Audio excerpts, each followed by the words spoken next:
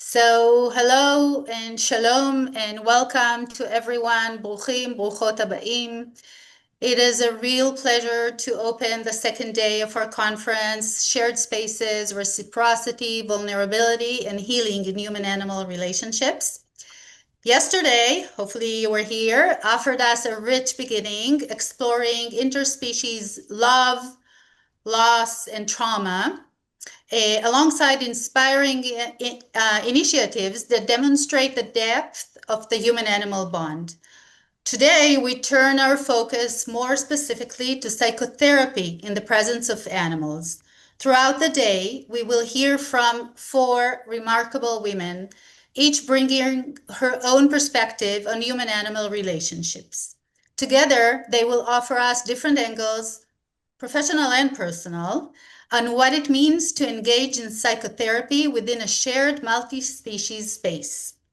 My name is Dr. Sarit Lev Bendov. I'm a psychologist. My clinical work is grounded in a relational framework where I share my space with my dog Tofi and my cat Chesek. A unique day is waiting for us. And before we begin, I would like to invite you for just a moment to arrive into this shared space we are about to inhabit together over the next few hours. I know this is not the ideal relational space we've been hoping for. We all imagined a shared space where we can engage and meet in person. But reality, as it often does, drove us to a less relational setting.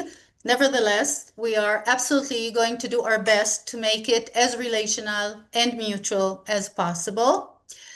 So I want to invite you all to take a breath, to feel and create our mutual space, and to sense the connections present here.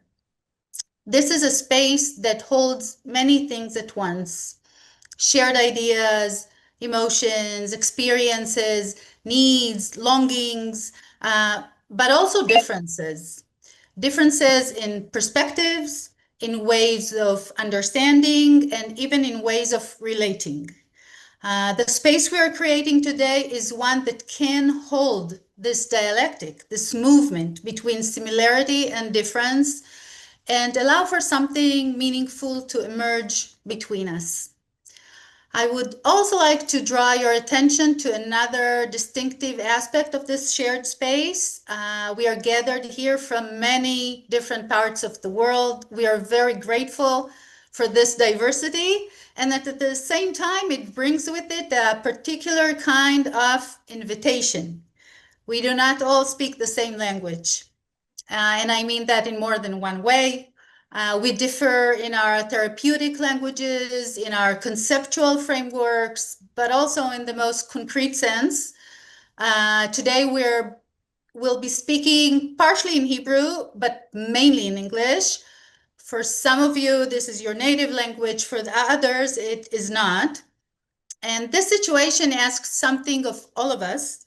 It invites patience and attentiveness and a certain generosity. It invites that what we might think of as a form of relational hospitality.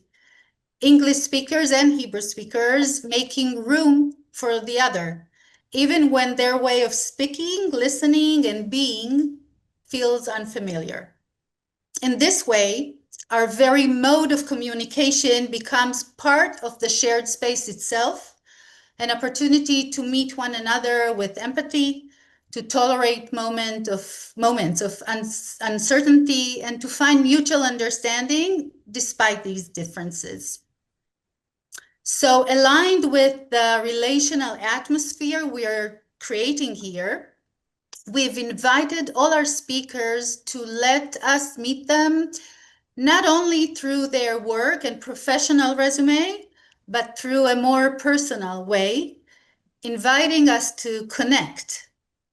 So in just a minute, I will introduce our opening speakers, Suzanne Singer and Stephen Puzarne, who will share their experience on Healing Together, a joint initiative between Israel and the United States. I want to say that Suzanne and Stephen are the driving force behind the creation of this conference.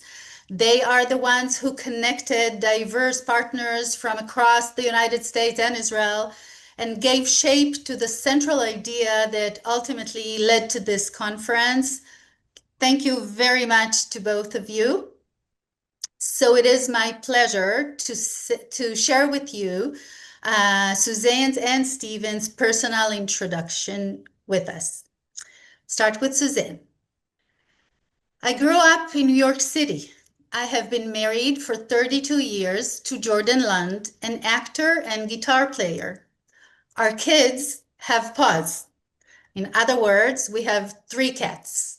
My favorite pastime is studying Torah, although I also love theater and ballet. My passion for social justice comes from my mother's experiences surviving Auschwitz and my paternal grandmother's involvement in civic affairs, particularly in the area of criminal justice reform. Stephen. Cantor Stephen Puzarne is a graduate of the UCLA School of Sociology and the Hebrew Union College School of Sacred Music.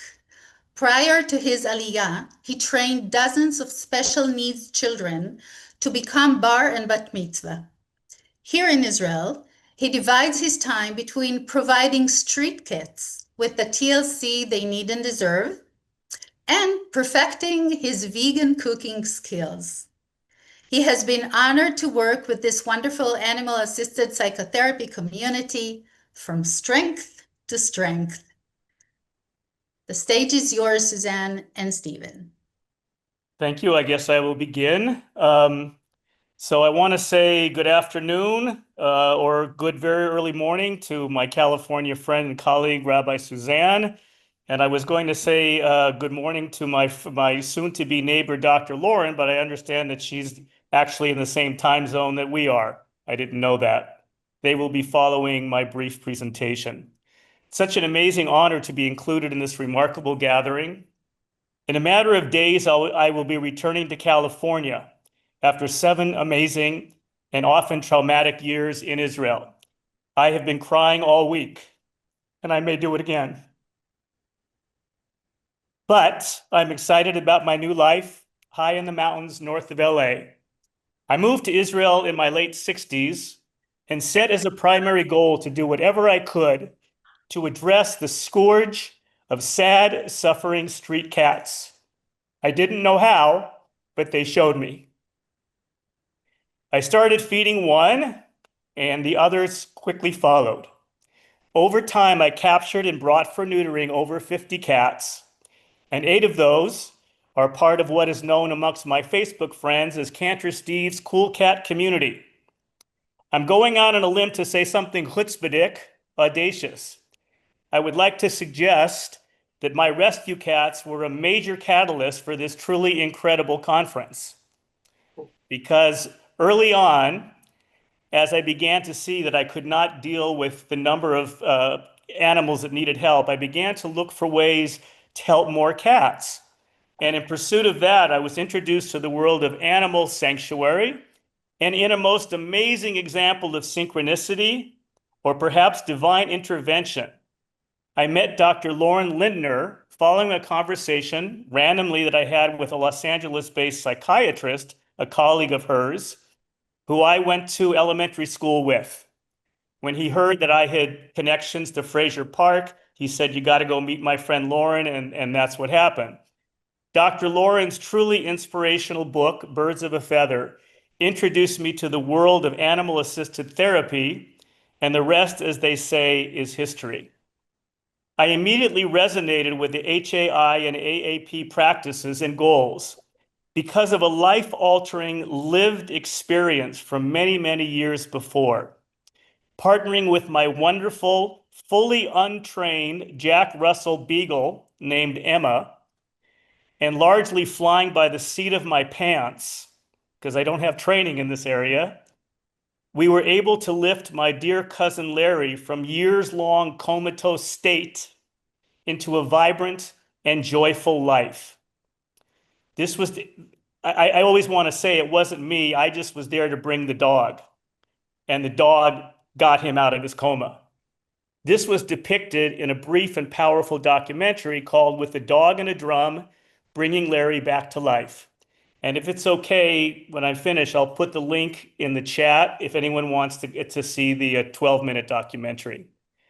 Living in extremely close quarters with so many cats has been a true honor, and they've contributed far more to me than I have done for them. Very apropos of the theme of the conference, I've been agonizing over whether to transplant them 7,000 miles away or leave them behind in their familiar but insecure street life they knew before I took them in.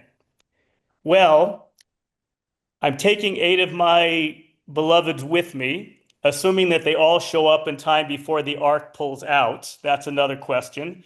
We won't know that till Sunday morning. And I'm praying that they will overcome the ordeal of the trip and have a wonderful life in our new home. I am also committed to growing my connection to this wonderful shared spaces community, but now from the other side of the pond. Inshallah, be'ezrat Hashem, may it be the will of the Holy One, blessed be the name. Please keep us in your prayers. Okay, I guess I have to follow that, not easily. Good morning or good afternoon. In the wake of the tragedies of October 7th, I decided to volunteer in Israel to address the trauma experienced by so many. On the suggestion of my colleague, Cantor Steve, we decided to collaborate on what became the Healing Together project to support this vital work. I was also deeply inspired by Dr. Lauren Lindner and her groundbreaking book, Birds of a Feather, which further motivated me. Over the past couple of years, we have met remarkable individuals involved in animal-assisted psychotherapy, including those who work at the sanctuaries where this vital treatment occurs.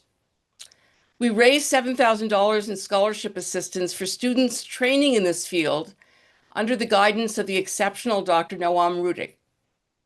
We also launched Kindred Spirits, an initiative which allows children in American religious schools to adopt animals at sanctuaries in Israel. This program not only teaches children to respect and care for animals, but also aims to strengthen the bonds between Israelis and diaspora Jews. From the Beth Shalom congregation in North Carolina, I received this note. We were honored to include Aviv, a 3-legged donkey, in our community. His stubborn will to persevere won the hearts of our temple's members. Of course, the children were disappointed when they realized that Aviv was not actually going to live with us, but their spirits grew when they saw our rabbi, Rabbi Edery, travel to Israel and meet Aviv and Aviv's caretakers. Adopting Aviv has helped us speak about empathy and compassion for our human and animal suffering, and importantly, their recovery and well-being. Our financial support helps us recognize that we are in relationship with lives around the globe and have the capacity to be responsive to their needs, even at a distance. I would like to draw a connection between the reciprocal approach to animals and the teachings of the Torah. I'm a rabbi after all. Last week, we read the Torah portion Behar, which addresses the laws of Shemitah, the mandate to let the land lie fallow every 7 years. Just as humans and animals are required to rest every 7 days on the Sabbath, the land too needs its periodic reprieve. The Shemitah also ensures that domestic animals are not worked during the 7th year, allowing them to rest alongside humans and the land. The produce from the land during this sacred year is available to everyone. The Torah specifically stating that the yield shall serve as food for you and for your cattle and for the wild animals that are in your land. This verse emphasizes that animals are equal stakeholders in the land during this holy time. Such laws reflect the broader Jewish principle of Sa'ar Ba'alei Chaim, which advocates for the prevention of suffering for all living creatures. I'm very proud that our tradition is so sensitive to the plight of animals and feel so fortunate that I've gotten to witness professionals such as all of you, because you manifest this respect for animals. Thank you so much.